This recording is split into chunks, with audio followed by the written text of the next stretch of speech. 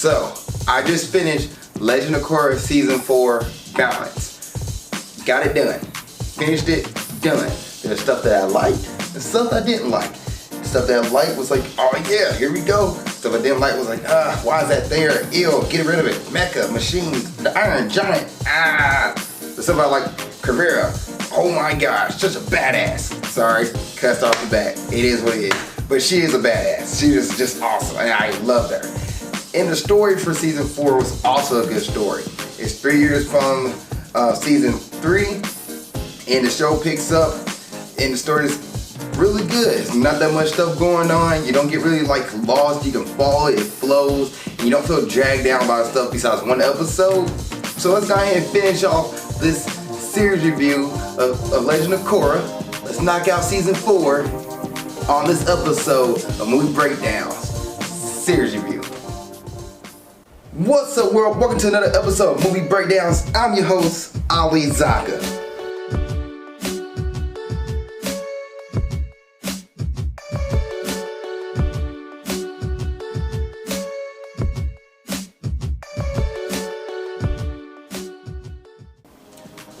What's up, world? Welcome to another episode of Movie Breakdown series review. I'm your host, Ali Zakka, and what is Movie Breakdowns? A movie review series where we look at new and old movies, give them a grade, A through F, plus and minuses do count. If it's a movie you want me to review, please put in the comment section below, and I try to get to it, or a TV show you want me to review, do the same thing. And I have a Patreon. It's Patreon/Ali Zakka, and on that Patreon you get reviews before they come out on Facebook and YouTube.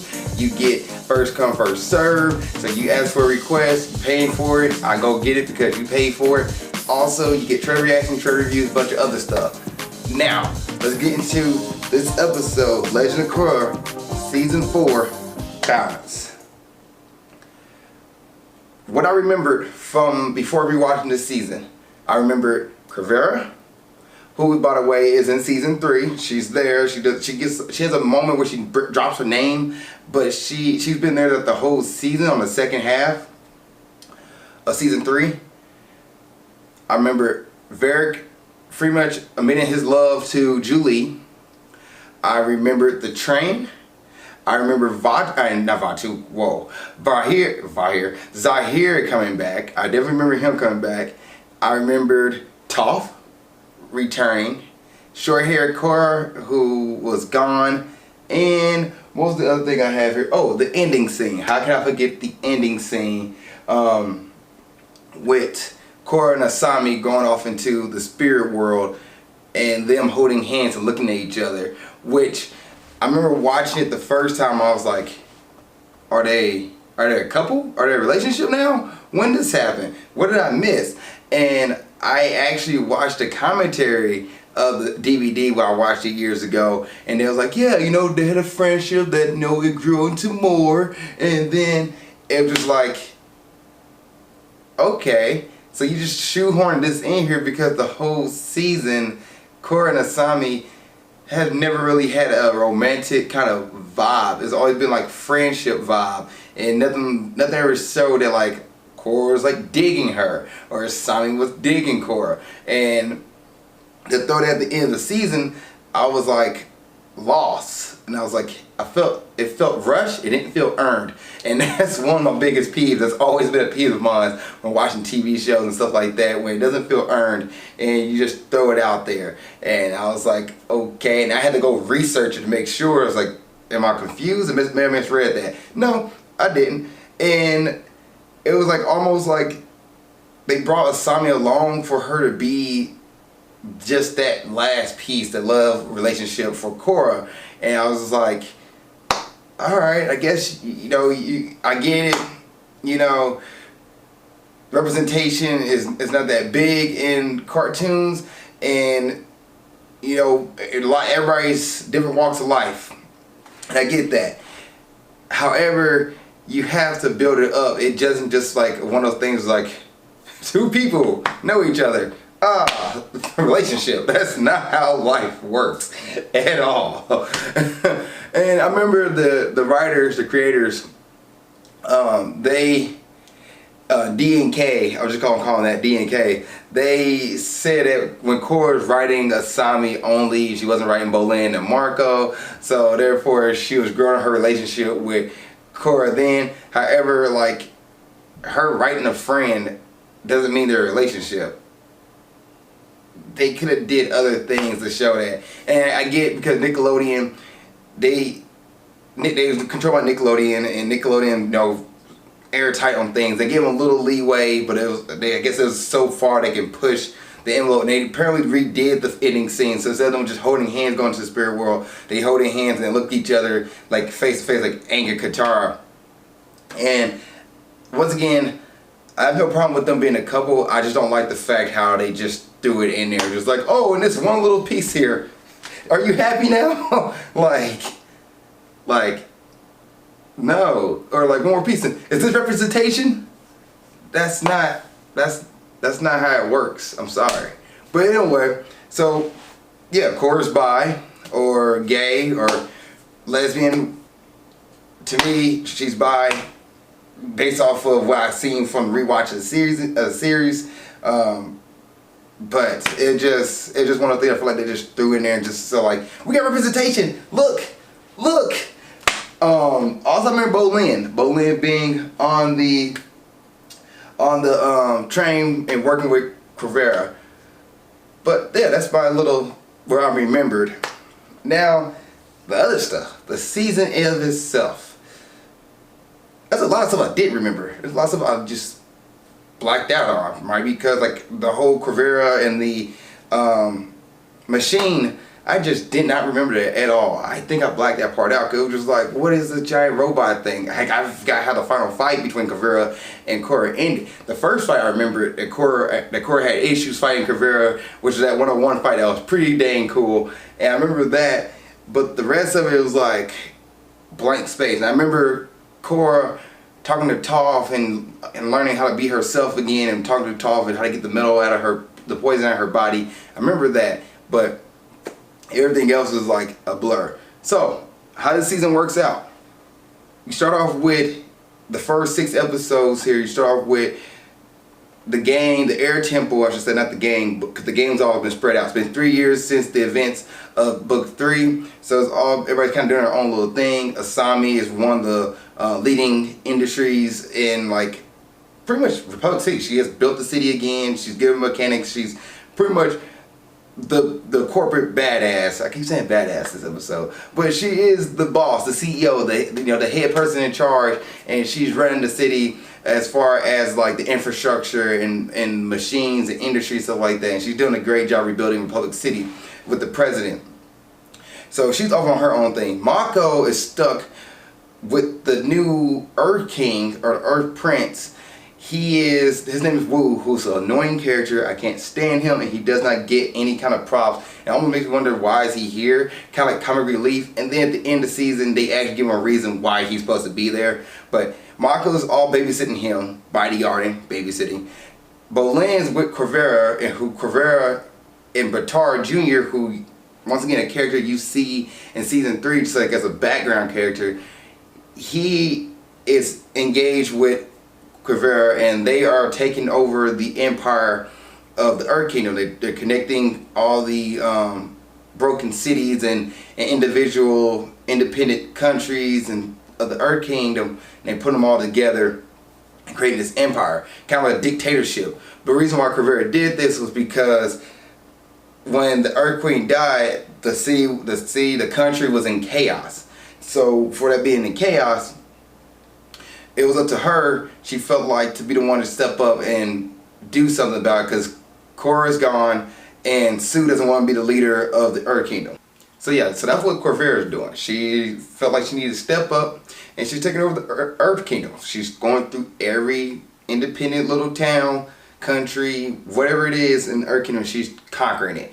And Bolin's on by her side, and Varric's back too, and they're both for helping her on this journey. Bolin think they're doing a great thing, but Kai and Opal, who went to a town that's being ran over by bandits, and Korra comes in and pretty much give them the mayor an ultimatum: either you join me or your town gets run over by, you know, these bandits, and good luck to the Earth Nation, who has been spread out throughout the world as kind of like protectors and heroes. It kind of reminds me of like the Power Rangers almost, in a sense. Not as like over the top and dynamic, but it was just like, you know, a group of Earth Nation guys paired together, I guess a pair of Earth Nation members, and they're going to protect towns and try to pretty much put the Earth Kingdom back in order as well. So that's what the Earth Nation doing. Career's like, yo, you got this or you got me. One of the, like, what are the two options? Because that option, you're going to die and people are going to starve.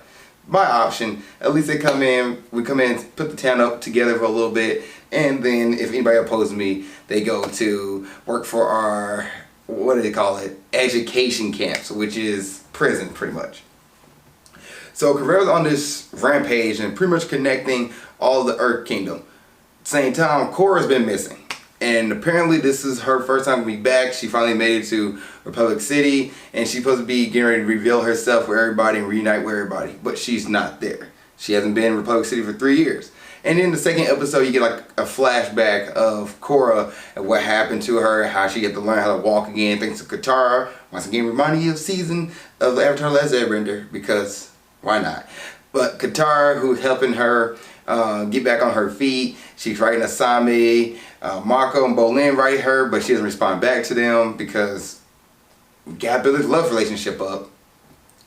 And she finally goes through a journey realizing that, like, okay, you know what, I'm not the same person. Every time I want to go to the Avatar state, I feel haunted. She's pretty much suffering from PTSD, a lot of it in this season. And the first half of it, she's really going through it. And I actually like that. I actually like the fact that you have to get a character the moment to have these, like, it's not just like everything's happening easy for her. Like, she's not just going to win the day and go about her business like nothing happens. She's going through PTSD. She remembers all the stuff that happened to her, and she's trying to fight it all. And she goes into the swamp, once again, reminds you of season 2 of Avatar: Last Airbender, and she runs into Toph. And Toph pretty much tells her, like, hey, give her tough love like she did Aang, and just like, hey, you got metal in you still, you can bend it out, because I'm not going to do it. Go for it.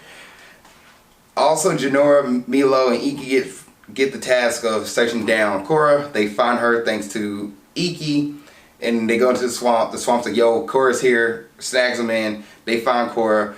Korra bends out the metal, and she thinks she's okay. And then she gotta go stop Caveira, which Caveira is now going to take over the Metal City, where Sue is one of the last places that Caveira hasn't conquered yet. Sue's in her way, and Korra actually for once is like, let's not fight, let's talk about it. And I applaud that. I applaud that because Korra, it shows that she's growing up. After the first 3 seasons, she finally has that, like, a more mature mindset, which is like, we don't need to fight with our fists all the time. I'm the Avatar, I'm supposed to be the connector, which everybody just kind of look at her like, you're the Avatar, like, you have no say in the things. In reality, she should have the most say in these things. She's the freaking balance between the spirit world and the earth world. Like, she is the thing, the SITCH. So she should be have more power. And granted, she's been gone for 3 years, but she still should have more weight in situations. So Sue doesn't want to listen to Korra. Like, I'm not going to talk it out with Caveira. Caveira made her stance that she wants to conquer the city. If I don't turn myself in and don't surrender the city over to her, I'm not going to do that. So Sue decides to go and try to attack Caveira. What? And Caveira's like, yo, I'm not gonna fall for this trap, and captures Sue and her sons. By the way, Caveira decided to use Bolin as a talking piece to try to get Bolin to convince Sue to join Caveira. And Bolin's like, when he learned that what Caveira was doing, that if they don't join, then they're gonna conquer the city. And Bolin's like, we're conquering places? I didn't think we did that. In reality, he's just been blind to the thing. It also shows you, I know I'm going pretty quick with that one, but it shows you how somebody will follow a leader just because they think they're doing what's right. In reality, the leader could be doing a very bad thing. And it shows you how the government or people in charge don't really tell everybody else what's the main plan is. So Bolin was just blindly following Caveira because he saw that they're bringing in food and emergency help to these towns and cities that have been ravaged by bandits and people who rebelled against the Queen and the Empire. So he sees this stuff, but he didn't see what was really going on in the background, the stuff that Caveira didn't want her members to see. So Bolin's like, yo, I'm not being a part of this. And Bolin and Varric pretty much be considered as traitors. Varric is very considered traitors because he's actually building a spirit vine cannon. Korra wants to use the power of the spirit world to make a new weapon, and she tasked Varric to be this person to make this weapon. Varric ended up making the weapon and realized, no, this power is horrible, we shouldn't be doing this. And Korra's like, all right, you betrayed me, you're gonna force to do this, or I'm gonna get rid of you. Speaking of Varric, his assistant Julie, who's been around since season 2, finally gets more talking points, and she actually a character that I'm like, it's intriguing and smart, and I actually want to know more about her in this season, and she gets a lot of talking points. So in the first 6 episodes, she gets all that stuff. Then episode 6 or 7, I believe, episode 6, Korra decided to fight Korra because Korra's like, all right, Sue, you try to attack me, I'm taking over the city. Korra's like, yo, let's try to talk this out one more time, and there's no more talking. So Korra's like, all right, I have my men here, I'm telling them to hold off. Korra, you fight me. And yo, this fight was a good fight. I'm telling you, like, it was awesome. And I actually applied this fight. I loved it because Korra's like, who's a dictator in her own right. Instead of letting her people fight for her, she's fighting for her people. And I was like, I respect that. And they go back and forth. Korra loses when she goes to the Avatar state because she has a flashback of herself fighting fighting Zahir. And she pretty much loses again, and Korra gets the upper hand and beats her. Korra retreats with Jinora and Opal, and Korra takes over the Metal City. Now I mentioned Opal. Opal has been working with Kai and also working with the Air Nation. And her and Bolin are on opposite sides, so they have their relationship, which is actually not forefront of the season. It actually makes sense. She's mad at Bolin, who's working with Korra, who Korra betrayed Sue, and also Batar, who betrayed his mother Sue. So Opal's upset at that, so this makes sense.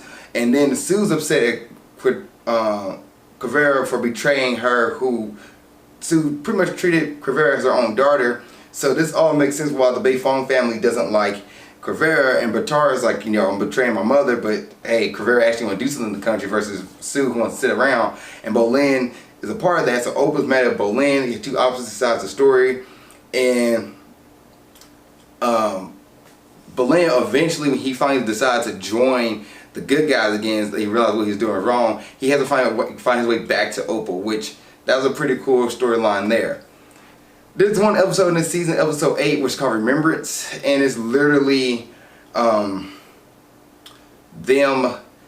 rehashing season 1, 2, and 3. It is horrible to watch. I actually skipped it because, like, why are they doing this? This is not like, it was a recap episode to get you up to par, but it wasn't the last episode before the main action happened or a recap of the whole season. It just kind of threw it in there as a down episode.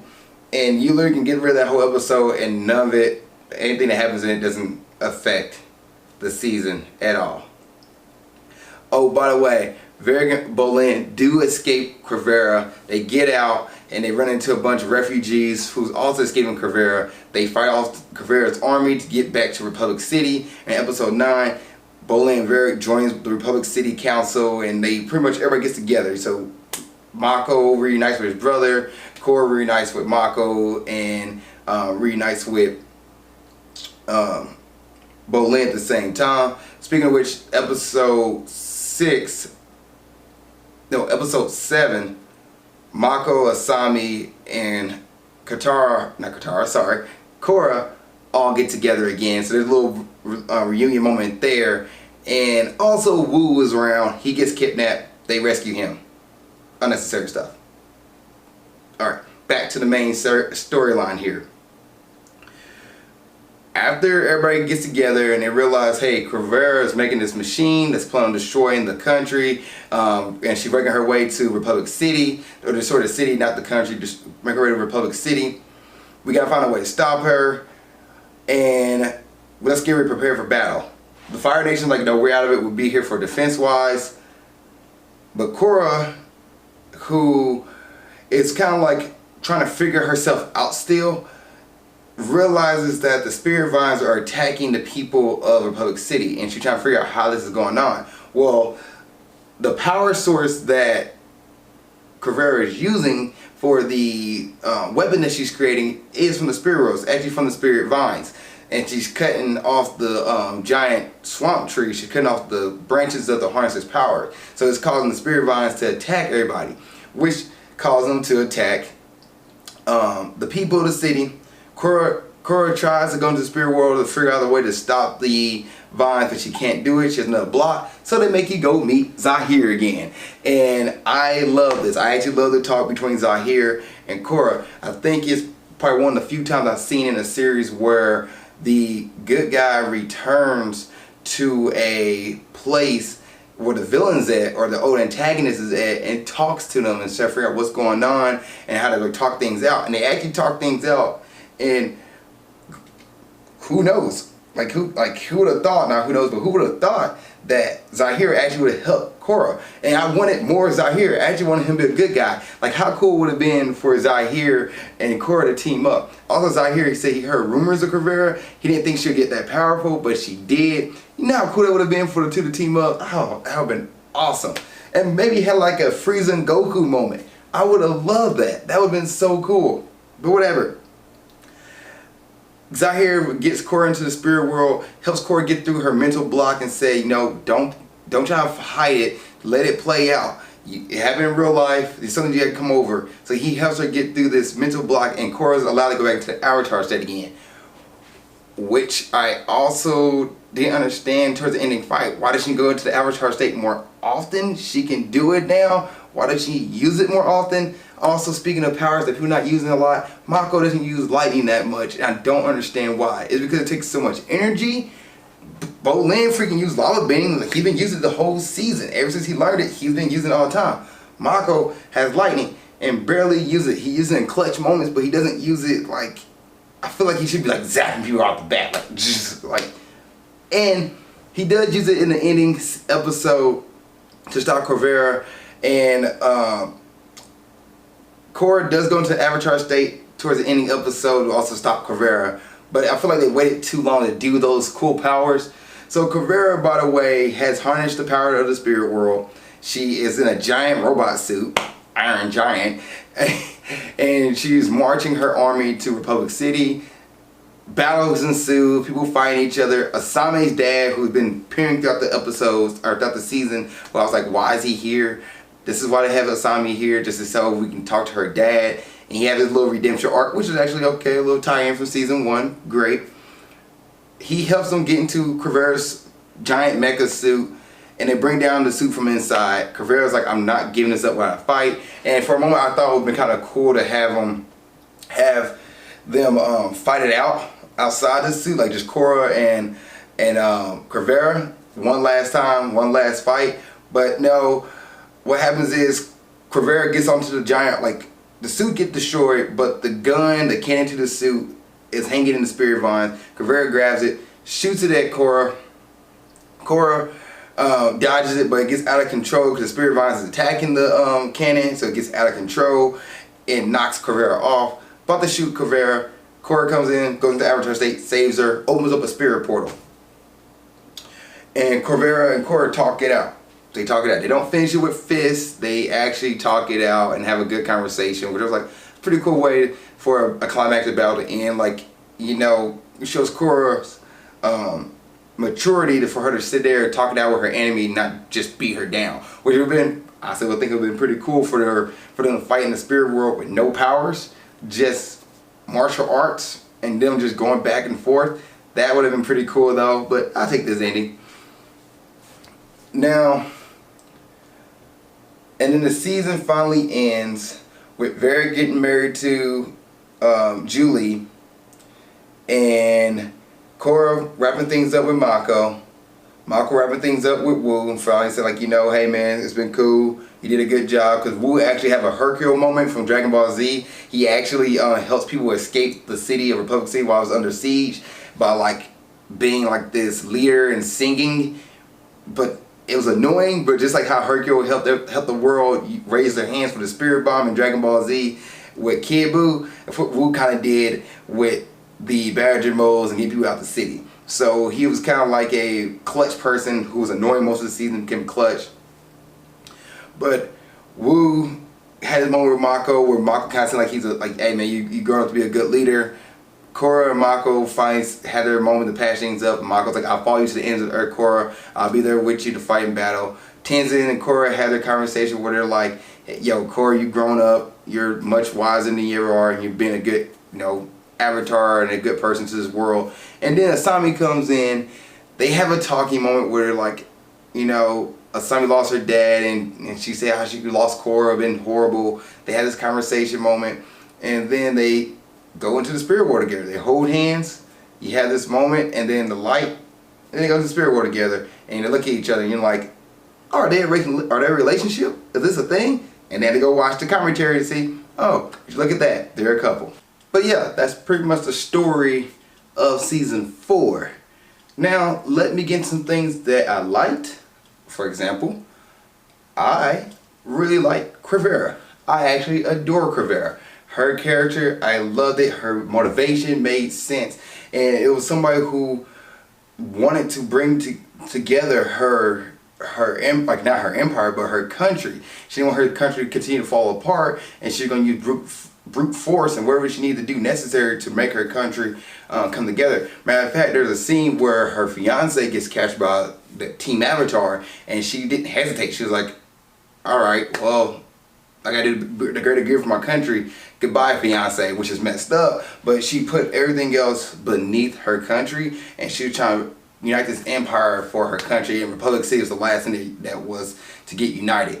And I was like, okay, I actually liked her mindset. I liked what she was doing, but she's going about it the wrong way. Once again, wrong way to do something. She was a good character, good antagonist, just a horrible plan, and I love the character though. Like, I love her fighting style. I love how ruthless she was, and she pretty much, and the show made you make sure you knew this. She was the opposite of Korra. She was what if Korra would have stayed bullheaded and didn't take in consideration, didn't think first for fighting first. That's what Crivera would have been. People follow Crivera like they follow Korra, and Korra had a really dope moment in this season.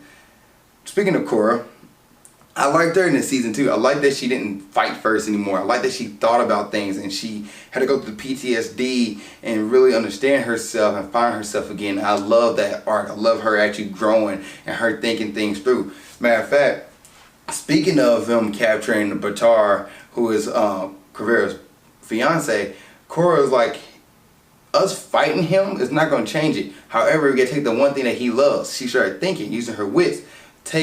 We take away his lover, Crivera, away from him, and we run away with him, and he will never to see Crivera again. And she used that to make Batar like break and say, no, we need to stop this, 'cause I want to be with you, and if we do this, we're not gonna see each other. I actually like Korra in this season, and it's like, yes, finally this character who I feel like in season 2 should have had this kind of mentality because of what she went through, but it took 3 seasons. Heck, I'm glad. I like that. Also, I like Tenzin as always. He didn't have much of an arc in this one. I freaking love Tenzin as always. Milo, Iki, and Jinora also, I like the whole Tenzin family. They're always, I enjoy them. Also, I love seeing the swamp again. The swamp was pretty cool. Seeing Zahir and Korra having their conversation, and pretty much the action is something I still like in this series. The music is still great. Those are the things I like. The things I didn't like, I couldn't stand Wu, and I couldn't stand the animation for the robots. The robot animation was, when it's first seeded in in episode 7, no, 5 or 6 or 7, one of those two episodes, when you first see the robots, it's complete jarring from the art and design you got in the prior episodes. And when they first get introduced and you see the characters go inside the robots and the way they pop their head out, it wasn't like season 1. And maybe because season 1 it was in the city, so it kind of mixed in, or maybe the the drawing's a little different, but in this season, the drawing for the robot and the computer animation definitely stood out. It was jarring to look at. And then seeing it with the giant mecha robot towards the end, and the cannon, and the 3D animation compared to 2D animation, just did not mix well for me in this season compared to season 1. And I get it, the production issues, like for example, this one became web-based only. It only came out on internet. You didn't see it on TV. So I get the production issues and how this season was made side by side with season 3. I get all that, but it just didn't gel right with me. You put it to TV, you went ahead and put it just didn't gel right. And episode 8, the Remembrance episode was, why do we need that?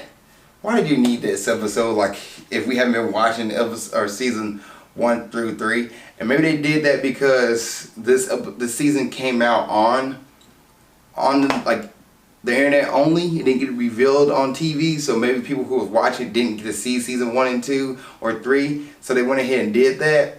It was a pointless episode. It really irked the crap out of me to watch it. That's pretty much it. Toph was a great thing in this season, and seeing her again, it was just another reminder of The Last Airbender, the TV show, not the movie. They just like let you know, hey, this is still a thing. We still have this. But yeah, characters. I already kind of started talking about them. Korra, great character. Korra, finally a great character. They actually, like, it took them this long to get her to that point, but yes. Mako, he's the same guy. He's the same guy in season 1 and season 4. Yes, he's not a womanizer or like trying to date everybody, but as far as everything else, like his personality and his mentality really hasn't changed. He's still the same, hard to get to know. Like he didn't let his gates down the door down when his guard, that's what we're looking for. He didn't let his guard down when he met Wu. So he's always like, just this, not stuck up, but just like this hard rock of a person to get to meet. And then once you get to know him, he finally like lets himself down a little bit. Bolin, his arc was a little bit different. I feel like Bolin has done something in every season that's been different from everybody else and always been interesting to watch.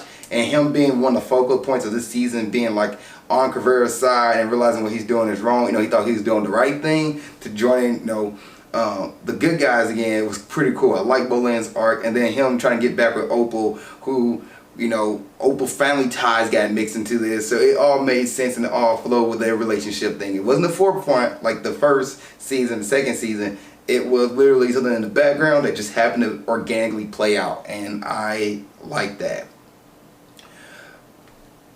Milo, Iki, and Jinora. Milo is more brash, in your face kind of a character. Like he's the same character, but he's a little more obnoxious. Iki and Jinora just themselves still great. Tenzin's still great. But Tara, he's okay. He's there. Varric finally became a character where he can like live on his own, kind of be on his own. Didn't need like his assistant to help him out with everything. So Varric is pretty cool. He has a little more screen time in this season. And then Julie also has a lot of screen time. And I loved her. I love Julie. I love like the character and her mindset and how she handled things. Like she was a quiet character in the first season 2 and season 3, and it finally like blew up in this season. Great. Opal, she was great. Kai was there in the first part of the season, first couple episodes, and then gone. Sue and Lynn, still great characters. Nothing really about them changed. Lynn has a moment with Toph when she finally like reconciled everything with Toph. Toph is still a great character from her season, from Avatar: Last Airbender. Still carries on, and she is pretty much saying like, I wasn't a good mother, but I have the best girls in the world. And she admits that. And it's interesting how Aang and Toph wasn't great parents, but their kids came up to be great kids still. They might have resentment toward the parents. And it was cool that they got to, Toph, Sue, and Lynn got to work it out, but unfortunately Aang and his kids didn't get to work it out. Bumi and Kaya, I don't think Kaya's in this season. I don't think she's in it at all. They just got rid of her. She wasn't in the final fight. She wasn't in the season. They got rid of Kaya. And Boomy was there, but he was just there. President Raiko, forget that guy. Like, he's the president. He's been there since season 2, and he is just obnoxious. Like, he was just this character who tried to boss everybody around but didn't have any power or say, and then gives up the moment. I didn't like the character. I thought it was horrible. Asami dad comes back, and I was watching, like, why is Asami dad here? Is this to give Asami an arc? The reason for Asami to be around? And yeah, it was for Asami to have an arc. They brought him back from season 1, so Asami had something to do, so she's not just, you know, on the sideline like she was for the first couple episodes, or season 2 and season 3. She's more involved, and they bring him back so he can be a part of the final conclusion of the series, the final battle. And then Asami herself, who, to me, is just the love interest. She's just the love interest of Mako and Korra. Yeah, she has money, and she's the reason for a lot of their equipment.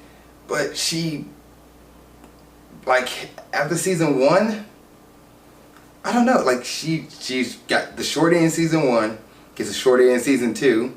Season 3, she's there in the shadow of Korra as a friend, and in season 4, she's still there, and that's it. And actually, she's not a bad character, so it sucks that she is on there for the love interest, because she actually has things that it'd be kind of interesting to see her more fights. It'd be interesting to see her do more things besides just be the sideline character. So that's my thing with Asami, but it sucks that's what she is. And this season, she's the same thing. She is there, gave her the thing with her father, but she's really just there. And then she's the love interest for Korra at the end of the season, and Korra goes to the spirit world. Is there anybody else that I've missed? President Wu and King Wu, I didn't like Wu. I didn't like him. He was annoying for the first, actually all throughout the season he was annoying, and then like episode 13 and 12 he finally has this moment where he's like, in episode 10 I think, or 11, 13, 12, the last couple episodes, he finally has this moment of him being like this his leadership started showing, and he's like, okay, this dude can be a leader. And then at the end of the season he's like, I'm going to make the Earth Kingdom become more of a democracy when we have elect presidents or elect leaders versus us trying to be one giant kingdom. Change the old guard. And I was like, okay. But he was an annoying little brat that Mako had to babysit. Yeah. Okay. Anything else I want to talk about? I think I pretty much said all the things I wanted to say. As far as like colors and artwork, and besides the 3D computers or the 3D computer animation for the machines and the machine stuff, everything else is fine. Everything else is fine with this season. Episode 8 was horrible.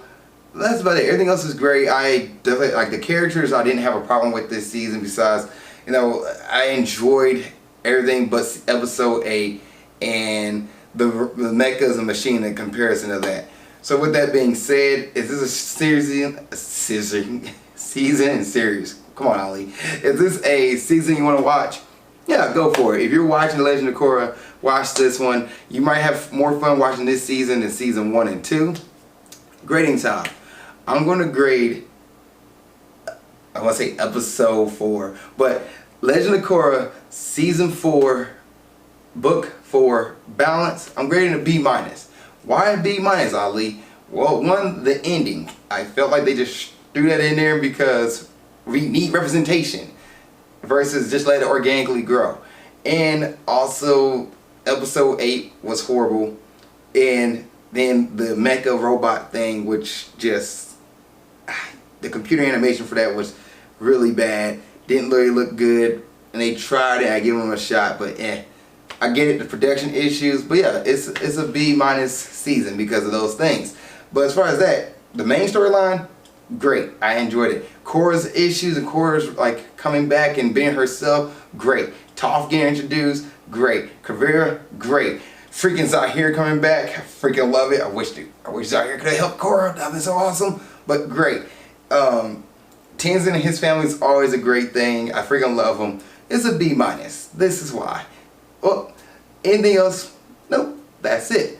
Thank you guys for watching this episode of Movie Breakdown Series Review. What do you think of Legend of Korra Season 4 if you've seen it? Please put in the comment section below. Curious what your thoughts are. And thank you guys for watching this episode. I really appreciate it. See you next time. Keep being awesome.